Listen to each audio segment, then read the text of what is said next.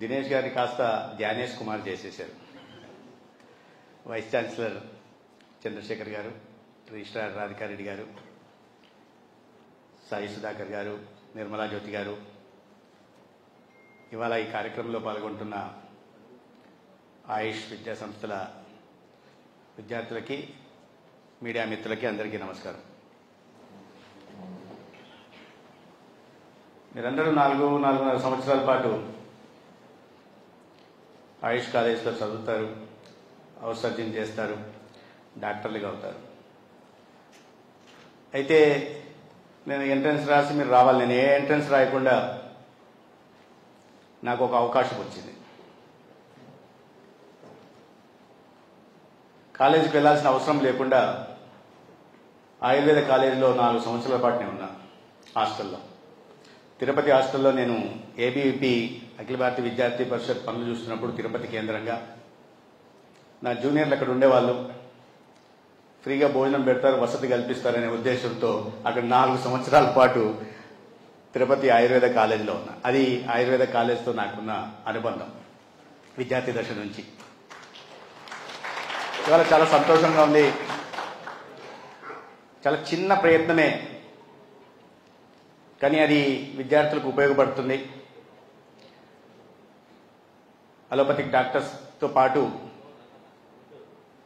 ఆయుష్ కళాశాలలో చదువుతున్న విద్యార్థులకు కూడా హౌస్ సర్జన్స్కి 3.5 పెంచడం కానీ, ఫస్ట్ ఇయర్ స్టూడెంట్స్కి ఆల్మోస్ట్ 10,000 రూపీస్ స్టైఫండ్ పెంచడం కానీ, సెకండ్ అండ్ థర్డ్ ఇయర్ స్టూడెంట్స్కి ఆల్మోస్ట్ 8,000 to 8,500 స్టైఫండ్ పెంచడం అనేది, ఈ సందర్భంగా మీ అందరి తరపున రాష్ట్ర ముఖ్యమంత్రి చంద్రబాబు నాయుడు గారికి, ప్రధానమంత్రి నరేంద్ర మోడీ గారికి ధన్యవాదాలు తెలియజేస్తున్నాం. ఎందుకు ఈ ప్రయత్నం చేస్తున్నామంటే, ఆయుష్ అనేది ఆయుర్వేద కానీ, హోమియో కానీ, సిద్ధ కానీ, న్యాచురోపతి కానీ, చివరికి యునాని కానీ, ఏ మెడిసిన్ సిస్టమ్స్ కూడా తక్కువ కాదు అని చెప్పే ప్రయత్నం.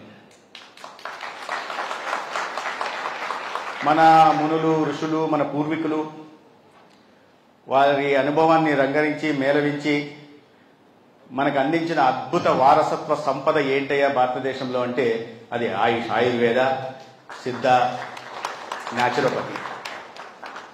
ప్రపంచంలో ఎక్కడ లేదు, ముందు మన దగ్గర నుంచి మొదలై. అయితే కాలక్రమేణా ఎందుకో వీటిని విస్మరించి మోడర్న్ మెడిసిన్స్ పై పోతున్నాం, అలోపతి మెడిసిన్స్ పై పోతున్నాం. ఇప్పుడే దినేష్ గారు చెప్పారు, ప్రపంచమంతా మళ్ళీ ఇప్పుడు మనం విస్మరిస్తున్న ఈ ఇండియన్ మెడిసిన్ సిస్టమ్ వైపు మళ్ళా వస్తున్నారు. ఎందుకంటే ఇవాళ ప్రివెంటివ్ కేర్ అనేది ప్రపంచ దేశాలకు ముఖ్యమైనది.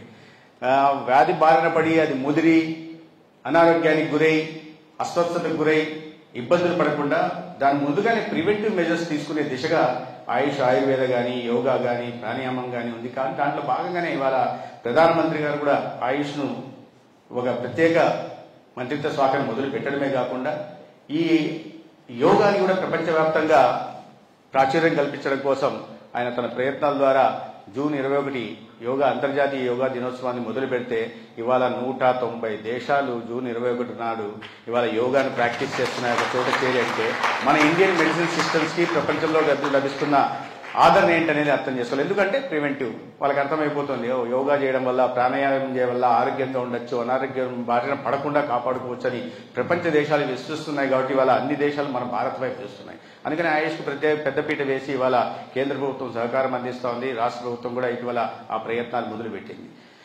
దాంట్లో భాగంగానే ఇవాళ ఈ కార్యక్రమం. ఇవాళ నాకు చాలా సంతోషంగా ఉంది. ఒక చిన్న విషయం మీతో షేర్ చేసుకోవాలి. నిన్ననే మన కేంద్ర ప్రభుత్వం ఆయుష్ కింద స్టేట్ యాన్యువల్ యాక్షన్ ప్లాన్ కింద మన రాష్ట్రానికి 166 కోట్లు మంజూరు చేసింది.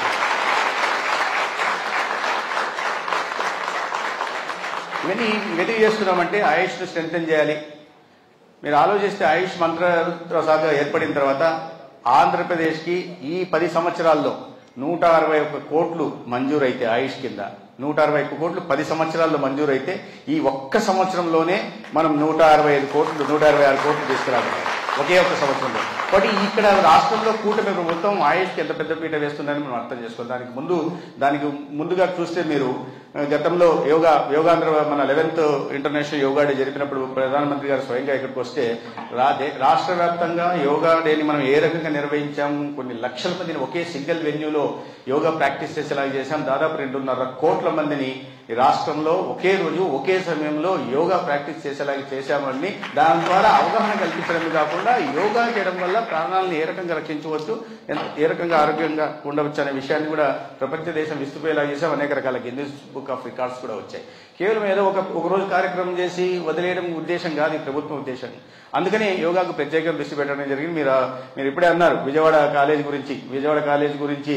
ఇవాళ విజయవాడ కళాశాల ఈ అభివృద్ధి కోసం 3 కోట్ల రూపాయలు మంజూరు చేయడం జరిగింది. అదేవిధంగా ఆయుర్వేద కాలేజ్ సంబంధించి కూడా మనం గతంలో ప్రభుత్వం భూమి కేటాయించింది, కానీ 2018లో తర్వాత 5 సంవత్సరాల పాటు దాన్ని పట్టించుకోకపోవడం వల్ల అది ఆగిపోయింది. ఆ ప్రభుత్వ భూమిని కూడా మళ్ళీ ఇప్పుడు కేటాయించి ఒక అద్భుతమైన కళాశాలని అక్కడ నిర్మించడం చేస్తాం.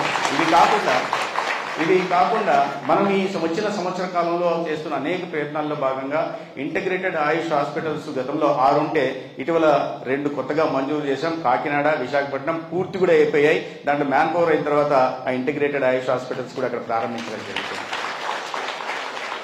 అంతేకాకుండా గతంలో అంటే 5 సంవత్సరాలు పూర్తిగా విస్మరించారు ఈ ఆయుష్ని.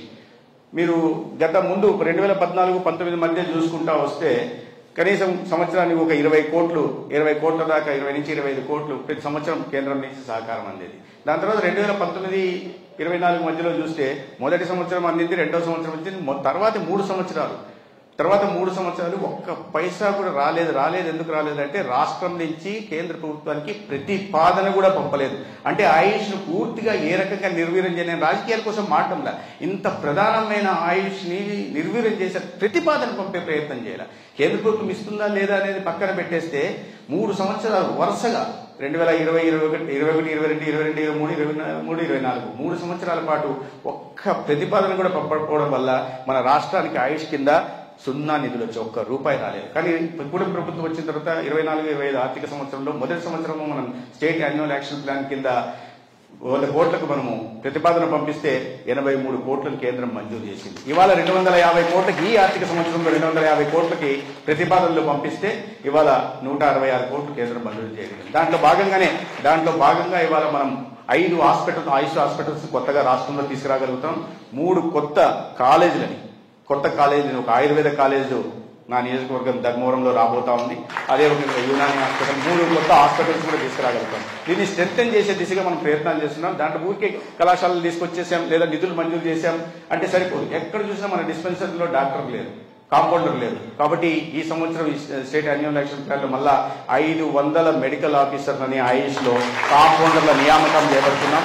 అదేవిధంగా ఈ కళాశాలలు కూడా నిర్మాణం చేయాలా, కళాశాలలో బోధనా సిబ్బంది ఉండాలి. కాబట్టి కొత్తగా ఇప్పుడు గతంలో ఇటీవలనే ముఖ్యమంత్రి గారి దగ్గర కూడా అనుమతి తీసుకుని 38 టీచింగ్ స్టాఫ్ ను కూడా తీసుకున్నాం. 38 మంది అసిస్టెంట్ ప్రొఫెసర్స్ ని, 34 మంది ప్రొఫెసర్స్ ని, 54 మంది అసోసియేట్ ప్రొఫెసర్స్ కూడా ఇవాళ మంజూరు చేస్తున్నాం. కొత్తగా నోటిఫికేషన్ ఇవ్వబోతున్నాం. పూర్తిగా ఈ నియామకాలు కూడా చేపట్టి ఆయుష్ ఊరికి మౌలిక సదుపాయాల కల్పన చేయడం మాత్రమే కాకుండా దానికి కావాల్సిన సిబ్బందిని కూడా, బోధనా సిబ్బంది కూడా ఏర్పాటు చేసి ఒక నాణ్యమైన మెరుగైన వైద్య విద్యని, ఆయుష్ విద్యని ఈ రాష్ట్రంలో ప్రజలకు అందించాలా. అంతరించిపోతున్న, నిర్లక్ష్యం చేయబడుతున్న ఈ ఇండియన్ సిస్టమ్స్ ఆఫ్ మెడిసిన్స్ ని ముందు తరాలకు తీసుకెళ్లాల్సింది. భావితరాలు కూడా అల్లోపతి నుంచి ఇటువైపు చూడాల్సిన దిశగా మనం ప్రయత్నాలు చేస్తాం. మా వీసీ గారికి బహుశా నచ్చకపోవచ్చు, వీసీ గారికి, మా రిజిస్ట్రార్ గారికి, కానీ ఆయుష్కున్న ప్రాధాన్యత ఆయుష్కుందండి. ఇవాళ మీ దగ్గరికి మీరు కార్డియాలజిస్ట్, మీ దగ్గరికి రావాల్సిన అవసరమే లేదు. మేము యోగా రోజు ప్రాక్టీస్ చేయడం, ప్రాణాయామ ప్రాక్టీస్ చేయడం, లేదా ఒక హెల్దీ ఈటింగ్ హ్యాబిట్స్ ని అలవాటు చేసుకుంటే మీ అవసరం మాకు ఉండకపోవచ్చు. భవిష్యత్తులో మీ అవసరం ఉండకపోవచ్చు. సైక్రాటిస్ట్ కూడా రాధికా రెడ్డి గారు సైక్రాటిస్ట్. ఇవాళ it's a coincidence. So happens that today happens to be World Mental Health Day. ఇవాళ మార్నింగే వాక్ చేసి మెంటల్ హెల్త్ మీద దాన్ని తీసుకోవాల్సిన అవగాహన కార్యక్రమాల మీద సమాజం ఏ రకంగా దాని ప్రభావం చూపిస్తుంది, ఎందుకు యువత ఆత్మహత్యలు చేసుకుంటున్నారు, మానసిక సమస్యలతో ఎంతమంది బాధపడుతున్నారు, కేవలం వారి ఆరోగ్యం క్షీణించిపోవడమే కాకుండా దాని ప్రభావం ఆర్థిక వ్యవస్థ మీద ఏర్పడుతుందనే విషయాన్ని ఇవాళ చాలా విస్తారంగా మాట్లాడుకుని వచ్చాం. ఇవాళ నిజంగా మేము ఆయుష్ని, ఆయుర్వేదాన్ని కానీ, హోమియోని కానీ, యునాని కానీ, యోగా న్యాచురోపతిని పటిష్టం చేస్తే మాకు కార్డియాలజిస్ట్ అవసరం లేదు, తర్వాత సైకియాట్రిస్టులు అవసరం అంతకన్నా ఉండదు. కాబట్టి ఎంత ప్రాధాన్యమైన దీన్ని మీరు తీసుకున్నారని మీరు ఒకసారి గుర్తించాల్సింది. నిజంగా నేను ఈ ఆయుష్ని, ఆయుర్వేద కానీ హోమియో కానీ వీటిని ఎన్నుకున్నందుకు, వీటిలో డాక్టర్లు కావాలని మీరు ముందుకు వచ్చినందుకు మీ అందరికీ నేను అభినందిస్తున్నాను. ఎందుకంటే కేవలం మీ భవిష్యత్తు కోసమే కాదు, ఈ రాష్ట్ర భవిష్యత్తు కోసం, తర్వాత భావితరాల భవిష్యత్తు కోసం మీరు పనిచేస్తున్నారనే విషయాన్ని గుర్తుపెట్టుకోవాలి. అందుకని ఆ రంగంలో కొత్త కొత్త ఇన్నోవేషన్స్ రావాల్సింది. రీసెర్చ్ ఏదో అల్లోపతిలోనో ఇంకో దాంట్లోనో కానీ ఇవాళ మారుతున్న కాలంలో ఈ ఆర్టిఫిషియల్ ఇంటెలిజెన్స్ కానీ టెక్నాలజీని అనుబంధంగా వాడుకొని మన దీంట్లో కూడా ఏ రకంగా ఇంప్రూవ్మెంట్స్ తీసుకురాగలం, how can we deliver quality health care services అనే విషయాన్ని కూడా మనం అర్థం చేసుకోవాలి. ఆ విషయంగా ఇప్పుడే చెప్పారు, ఏ రీసెర్చ్ కావాల్సిన ఏ విషయమైనా కూడా అందించడానికి రాష్ట్ర ప్రభుత్వం సిద్ధంగా ఉంటుందన్న విషయాన్ని మీరు గుర్తుపెట్టుకోవాలి. దాంట్లో భాగంగానే ఇప్పుడు central research institute and yoga and naturopathy 100 కోట్లతో ఇవాళ అమరావతిలో పత్తిపాడు దగ్గర భూసేకరణ కూడా జరిగింది. తొందరలోనే నిర్మాణ పనులు మొదలు పెడుతున్నాం. 1 సంవత్సరంలో ఆ నిర్మాణాన్ని పూర్తి చేసి ఒక అద్భుతమైన రీసెర్చ్ సెంటర్ ని పూర్తిగా కేంద్ర ప్రభుత్వ సహకారంతో మంజూరైన ఇది నిజానికి 2018లోనే మంజూరైంది. అయితే అప్పట్లో అక్కడ గన్నవరం దగ్గర అప్పటి ప్రభుత్వం, ఎన్డీఏ ప్రభుత్వం, చంద్రబాబు నాయుడు గారి నాయకత్వంలో దాన్ని స్థలం మంజూరు చేస్తే తర్వాత వచ్చిన ప్రభుత్వం ఈ రాష్ట్రానికి ఆయుష్ అవసరం లేదు, central research institute for yoga and naturopathy అంతకన్నా అవసరం లేదని చెప్పి ఆ భూమిని కాస్త లాక్కొని ఆయన పేరుతో కాలనీలు ఉండేవి, జగనన్న కాలనీకి ఇచ్చారు. ఆ జగనన్న కాలనీలో ఇల్లు రాలేదు, పోనీ పేదలకు ఆ రకంగా ఉపయోగపడలేదు. రెండో వైపు ఈ తర్వాత ఈ రీసెర్చ్ ఇన్స్టిట్యూట్ కూడా రాదు. ఎంత ముఖ్యమైన రీసెర్చ్ ఇన్స్టిట్యూట్ రావాల్సింది ఒక ప్రతిష్టాత్మకంగా రాకుండా అడ్డుకున్నారు. దాన్ని సరే మన ప్రభుత్వం వచ్చిన తర్వాత వెంటనే అమరావతిలో మంచి లొకేషన్ లో ల్యాండ్ మంజూరు చేయడమే కాకుండా ఆ బిల్డింగ్ కూడా పనులు మొదలు పెట్టడం జరిగింది. ఆ రకంగా ఈ క్రయాన్ని కూడా మన రాష్ట్రానికి తొందరలోనే 1 సంవత్సరం రోజుల్లో రాబోతుంది. నేను ముందు ఆలస్యానికి మన్నించాలి, కాస్త 10 నిమిషాలు ఆలస్యంగా వచ్చాను. ఉదయం కార్యక్రమం కాస్త ఆలస్యం కావడం, ఇక్కడికి రావడం ఆలస్యమైంది. పైగా ఇప్పుడు క్యాబినెట్ కూడా 10:30కు క్యాబినెట్ ఉంది.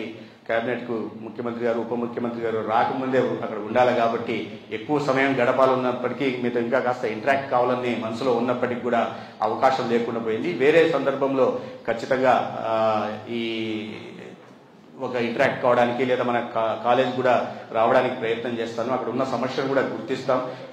ఇప్పుడు మాకు లక్కీగా కేంద్ర ప్రభుత్వం నుంచి సంపూర్ణ సహకారం ఉంది, రాష్ట్ర ప్రభుత్వం నుంచి సంపూర్ణ ప్రోత్సాహం అందిస్తా ఉన్నారు. వీటన్నిటి విధంగా మంచి ఒక అధికారి కూడా, ఒక ఎఫిషియెంట్ ఆఫీసర్ కూడా మాకు లక్కీగా కమిషనర్ రూపం దినేష్ గారి రూపంలో రాష్ట్రంలో ఉన్నారు. కాబట్టి ఒక మార్పు, ఒక ట్రాన్స్ఫర్మేషన్ తీసుకొచ్చి చూపిస్తాం. యోగా ఈ ఆయుష్ సంస్థలకు వచ్చేసరికి దేశంలోనే ఒక మోడల్ లాగా ఆంధ్రప్రదేశ్ ని తీర్చిదిద్దుతాం రాబోయే 4 సంవత్సరాల్లో. మీ అందరి సహకారం దీనికి కావాలి, మీ అందరి సహకారం ఉండాలి. మనం అందరూ ఆంధ్రప్రదేశ్ అంటే యోగా అనేసరికి ఆంధ్రప్రదేశ్ గుర్తు రావాలి. మనకేదో ఈ మీ చికిత్సలు వీరికి కేరళ వైపు చూస్తుంటారు.